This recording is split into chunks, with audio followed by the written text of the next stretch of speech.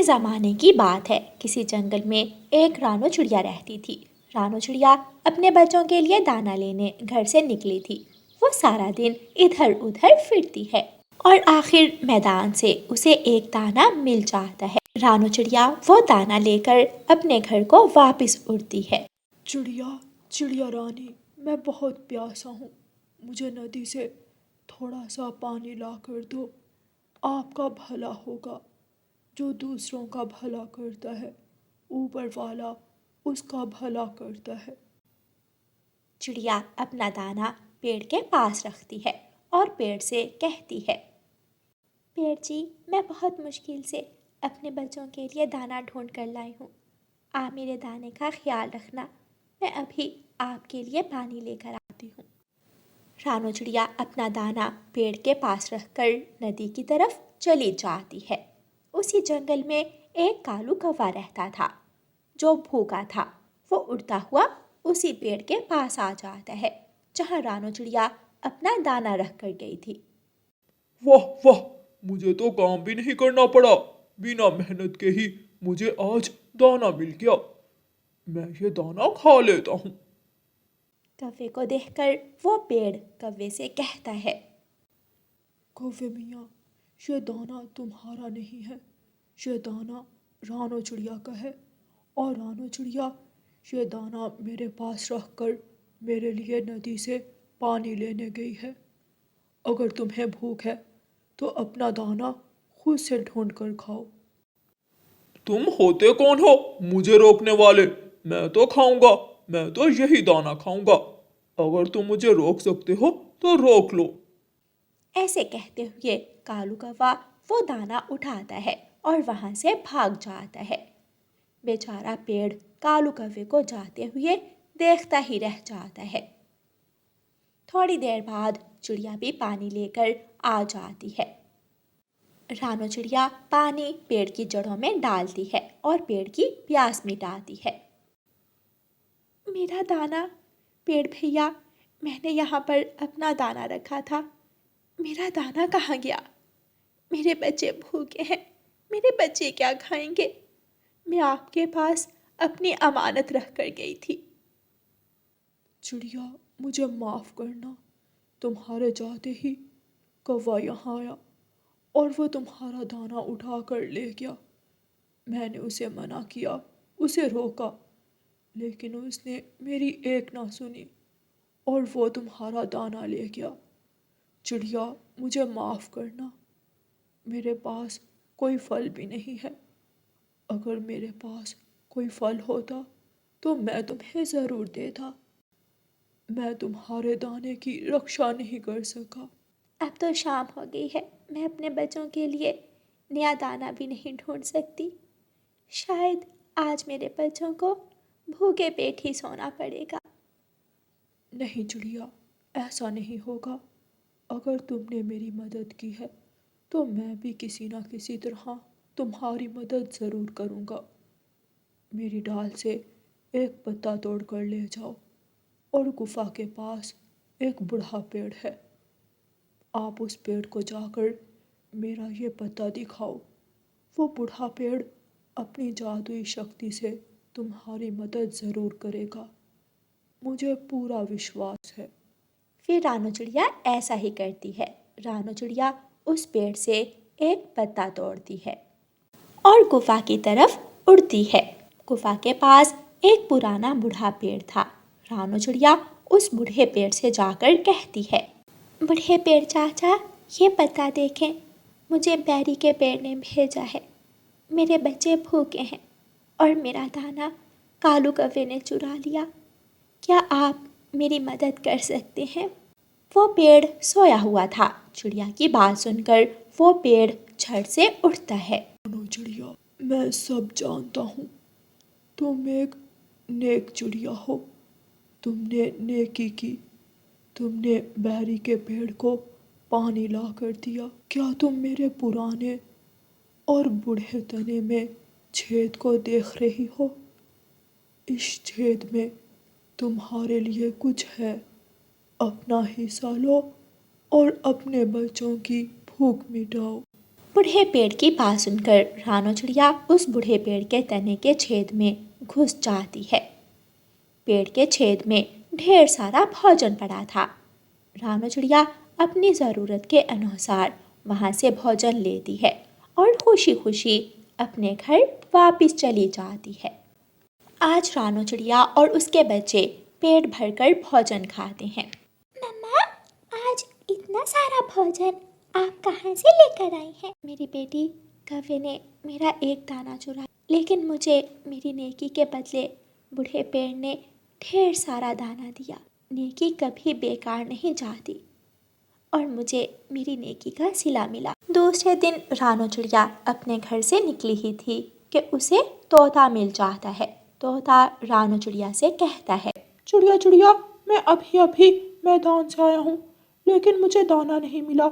क्या तुम्हारे पास दाना है, या फिर मुझे वो जगह बता दो जहाँ से मुझे मेरे बच्चों के लिए दाना मिलेगा। तोते भैया, आ मेरे साथ चलें। मैं बूढ़े जादुई पेड़ से दाना लेने जा, वो पेड़ आपको भी दाना जरूर दे। बूढ़े जादुई पेड़ का सुनकर तोता हैरान हो जाता है और चिड़िया से पूछता है, रानो चिड़िया, ऐसा कैसे हो सकता है? बूढ़ा पेड़ हमें क्या दे सकता है? उसके तो पत्ते भी सूख चुके हैं। तोते भैया, आ मेरे साथ चलें। वो नेकी का पेड़ है और वो पेड़ हमेशा दूसरों की मदद करता है। चिड़िया तोते को साथ लेकर उस बूढ़े पेड़ के पास चली जाती है। कालू कौवा आज भी भूखा था और छुपकर रानो चिड़िया का पीछा करता है। वो आज फिर रानो चिड़िया का दाना चुराने के चक्कर में था। रानो चिड़िया बूढ़े पेड़ के पास जाती है। पेड़ पेड़, क्या आप आज भी मुझे दाना दोगे? मेरा दोस्त तोता भी भूखा है, क्या आप हमें भोजन दोगे? वो पेड़ खुशी से झूमता है। चिड़िया, मैं नेक, ईमानदार और मेहनती पक्षियों की हमेशा मदद करता हूँ। मेरे छेद में कल की तरह आज भी दाना है, भोजन है, फल है, आप ले सकती हो। चिड़िया और तोता बूढ़े पेड़ के तने में बने छेद में चले जाते हैं। थोड़ी दूर बैठा कालू कौवा ये सब देख रहा था। जब रानो चिड़िया और तोता छेद से अपना भोजन लेकर बाहर निकलते हैं तो कालू कौवा उन्हें देख रहा था। जैसे ही चिड़िया और तोता थोड़ी दूर जाते हैं, कालू कौवा जल्दी से उस पेड़ के पास जाता है। बूढ़ा पेड़ अपनी आंखें बंद करके सो जाता है और कालू कौवा कुछ सोचे बिना ही उस पेड़ के छेद में घुस जाता है। जैसे ही कालू कौवा पेड़ के छेद में घुसता है, पेड़ का छेद बंद हो जाता है और अंदर अंधेरा ही अंधेरा। कालू कौवे की सफ़ेद आंखें इधर उधर देख रही थी, लेकिन उसे कुछ भी दिखाई नहीं दे रहा था। वो अपने लालच के कारण अंधेरों में डूब चुका था। वो मदद के लिए चीख रहा था, मुझे बचाओ, मुझे यहाँ से बाहर निकालो, कोई मेरी मदद करे, मैं मरना नहीं चाहता, मेरी मदद करो।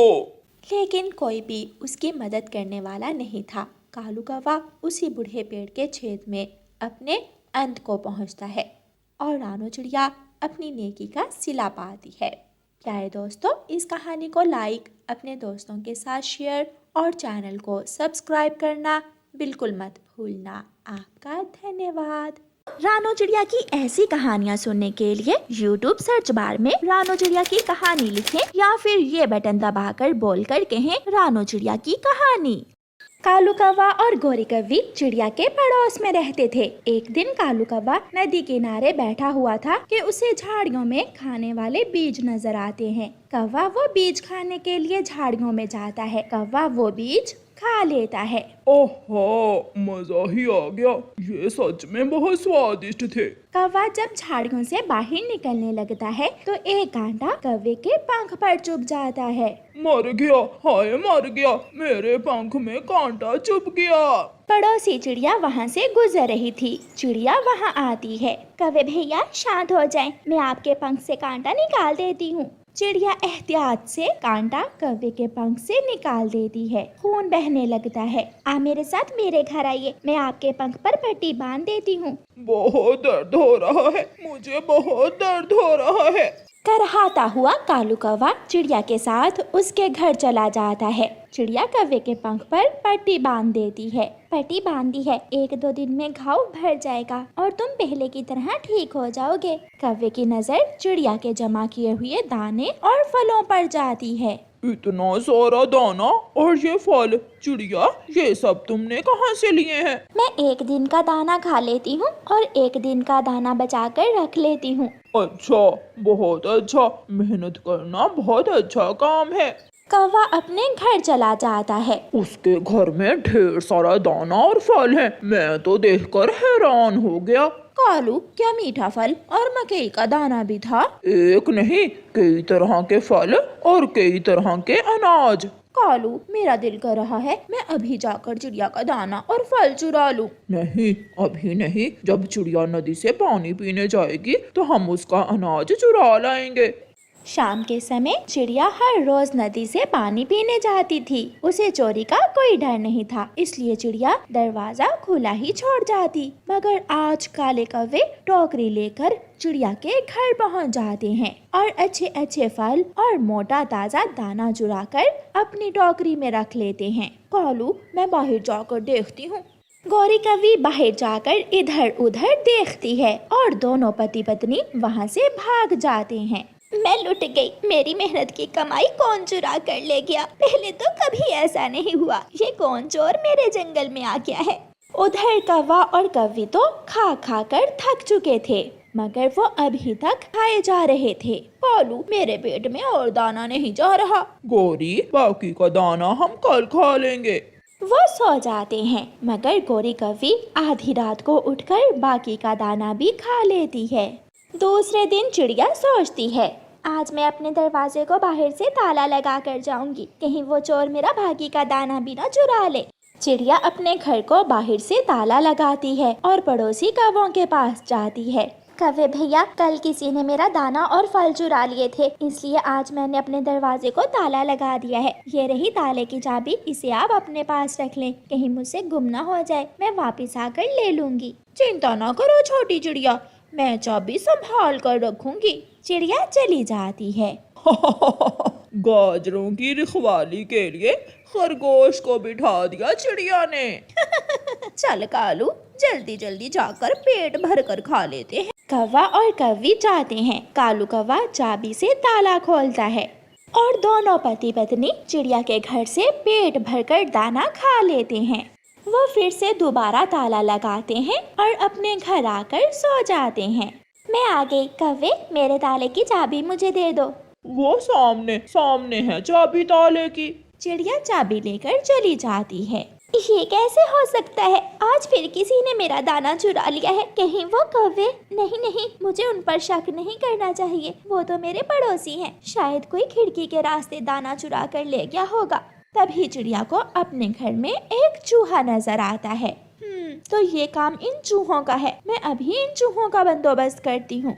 चिड़िया कबूतर चाचा की दुकान पर जाती है। कबूतर चाचा, मुझे चूहे मार दवा दो, मेरे घर में चूहे बहुत हो गए हैं, मेरा तो सारा ही दाना खा लिया है उन चूहों ने। चिड़िया, इस दवा के चंद कतरे मकई के दानों पर लगाकर प्लेट में डालकर रख देना, फिर देखना इस दवा का कमाल।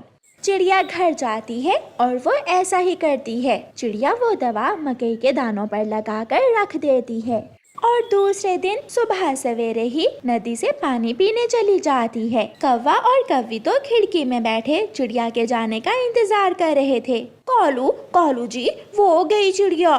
जल्दी करो, चिड़िया के आने से पहले पहले जाकर पेट भर लेते हैं। कौवा और कौवी चिड़िया के घर जाते हैं। मेरे फेवरेट मकई के दाने, और वो भी प्लेट में डालकर। कौवा और कौवी मकई के दाने खा लेते हैं। दानों पर तो चूहे मार दवा लगी हुई थी। दोनों कौवे वही गिर जाते हैं और मर जाते हैं। जब चिड़िया वापस आती है तो कौवे मरे पड़े थे और साथ एक चूहा भी। बहुत बुरा हुआ, मुझे नहीं मालूम था कि मेरे पड़ोस में ही चोर रहते हैं। अफसोस कौवो, तुम लालच में अपनी जान से गए। ऐसे कौवों को चोरी की बहुत बड़ी सजा मिलती है। दोपहर के बाद हर रोज की तरह जंगल में कालू कौवा पापड़ बेचने आ जाता है। साइकिल ठेले पर बैठा हुआ कालू कौवा घंटी बजाते जा रहा था और साथ साथ आवाज लगा रहा था। पापड़ पापड़, शुद्ध तेल में बने स्वादिष्ट पापड़, किरारे पापड़, क्या छोटे क्या बड़े, सभी को कालू कौवे के पापड़ बहुत पसंद आते हैं। पापड़ पापड़। कबूतर का बेटा कीकी और चिड़िया का बेटा कुकू कालू कौवे से पापड़ लेने आते हैं। अंकल अंकल, मुझे 50 के पापड़ दे दें और मुझे 20 के। दूंगा दूंगा, मैं सबको पापड़ दूंगा, मैं इसीलिए तो आया हूँ। कुकू और कीकी दोनों दोस्त कालू कौवे से पापड़ लेते हैं और नदी किनारे जाकर खाने लगते हैं। यार केकी, एक बात तो है, कालू कौवे अंकल के पापड़ बहुत स्वादिष्ट होते हैं। छोटा मिठू तोता थोड़ी दूर बैठा उन्हें देख रहा था। मुझे भी तो थोड़े से पापड़, मेरे पास पैसे नहीं है, मेरा भी पापड़ खाने को बहुत दिल कर रहा है। आ जाओ छोटे मिठू, मगर अब तो केवल 2 पापड़ ही बचे हैं मेरे पास। छोटा मिठू भी कुकू से 2 पापड़ लेकर खा लेता है। उसे पापड़ बहुत स्वादिष्ट लगते हैं। दूसरे दिन छोटा मिठू अपनी मम्मा से कहता है, मम्मा मम्मा, पापड़ वाला कौवा अंकल आने वाला है, आज मुझे भी पैसे दे, मैं भी पापड़ खाऊंगा। छोटे मिठू की मम्मा के पास छूटे पैसे नहीं थे, इसलिए वो छोटे मिठू से कहती है, मिठू बेटा, आज नहीं, मैं कल आपको पापड़ ले दूंगी, वादा, पक्का वादा। मगर मुझे आज ही पापड़ खाने हैं, खाने हैं, खाने हैं। छोटा मिठू रोने लग जाता है। मुझे पैसे दे, मुझे पैसे दे, मुझे पापड़ लेने हैं। मगर उसकी मम्मा बाहर चली जाती है। थोड़ी देर बाद कौवे पापड़ों वाली की घंटी बजती है। पापड़ पापड़, करारे करारे पापड़। जैसे भी हो, छोटा मिठू तो आज पापड़ खाना ही चाहता था। वो अपनी मम्मा की अलमारी खोलता है। अलमारी में पैसे तो नहीं मिले उसे, मगर सामने अपनी मम्मा का सोने का हार मिल जाता है। छोटा मिठू वो हार उठाता है और कौवे अंकल के पास चला जाता है। अंकल अंकल, क्या मुझे इस चीज के बदले पापड़ दोगे? सोने का हार देखकर तो कालू कौवे के मुंह में पानी आ जाता है। हाँ हाँ, लाओ जल्दी से ये बेकार की चीज मुझे दो। कालू कौवा छोटे मिठू से हार ले लेता है और उसे कुछ पापड़ दे देता है। छोटा मिठू पापड़ लेकर घर चला जाता है और कौवा इधर उधर देखकर वापस भागता है। छोटा मिठू बैठा पापड़ खा रहा था कि उसकी मम्मा भी आ जाती है। बेटा मिठू, ये पापड़ आपने कैसे लिए? आपके पास तो पैसे नहीं थे। मम्मा मम्मा, पता है, मैंने अलमारी से आपकी एक बेकार की चीज कौवे अंकल को दी और उसे उल्लू बना दिया। उसने मुझे बेकार की चीज के बदले पापड़ दे दिए। ये सुनकर मम्मा तोती जल्दी से अलमारी खोलती है। मिठू मिठू बेटा, आपने मेरा सोने का हार दे दिया। आपने मेरे सोने के हार के बदले पापड़ ले लिए। परेशान होकर मम्मा तोती बाहर भागती है और छोटा मिठू आराम से फिर से पापड़ खाने लगता है। चिड़िया चिड़िया बहन, मेरे छोटे मिठू ने मेरा सोने का हार कौवे को देकर पापड़ ले लिए और अब वो कौवा मुझे पूरे जंगल में कहीं भी नहीं मिल रहा। हरियाली, अब वो कैसे नजर आएगा? उसकी दिहाड़ी लग गई। वो तो अब कभी भी इस जंगल में नहीं आएगा। मगर मुझे इतना पता है, वो कौवा सागर वाले जंगल से आता है पापड़ बेचने। हमें तुम्हारा सोने का हार लेने सागर वाले जंगल जाना होगा। गौरी गौरी, कहाँ हो? जल्दी आओ। सुबह से पापड़ बना बना कर पंख जल गए हैं मेरे और तुम शोर मचाते आ रहे हो। कौवे ने सोने का हार अपने पीछे छुपाया हुआ था। एक सरप्राइज है मेरे पास तुम्हारे लिए। ऐसा कहते हुए कालू कौवा पीछे से सोने का हार निकालकर गौरी को दिखाता है, जिसे देखकर गौरी तो उछलने लगती है। सोने का हार? ये हार सोने का है ना कालू जी?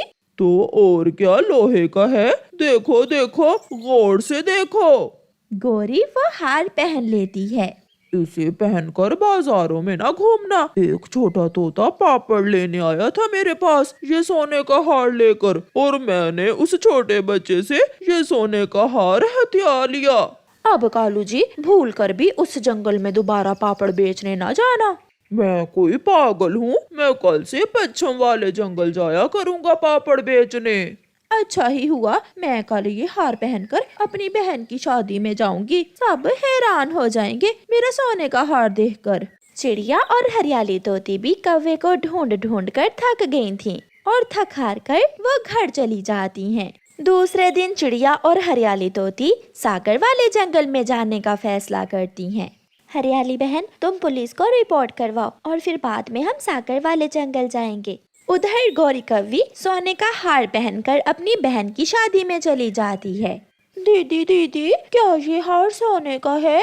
हाँ हाँ छोटी, असली सोने का हार है, मुझे तेरे जीजा जी ने लेकर दिया है।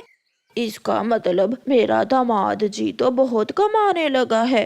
हाँ माँ, अब मेरा कालू बहुत अमीर बन गया है। गौरी बैठी ऐसे बढ़ाइयाँ कर रही थी कि दरवाजे पर दस्तक होती है। गौरी की छोटी बहन दरवाजा खोलती है तो बाहर तोती और चिड़िया के साथ पुलिस देखकर हैरान हो जाती है। क्या गौरी कवि यहाँ है? जी, मेरी दीदी यहाँ ही है। पुलिस अंदर जाती है और गौरी कवि को पकड़ लेती है। बेशरम कवि, उतारो मेरा सोने का हार। ऐसे पहनकर बैठी हुई हो जैसे तेरी माँ ने लेकर दिया है तुझे ये सोने का हार। ऐसे गौरी कव्वी को अपनी माँ और बहन के सामने शर्मिंदा होना पड़ता है और उनकी जोड़ी पकड़ी जाती है। प्यारे दोस्तों, इस कहानी को लाइक, अपने दोस्तों के साथ शेयर और चैनल को सब्सक्राइब करना बिल्कुल मत भूलना। आपका धन्यवाद।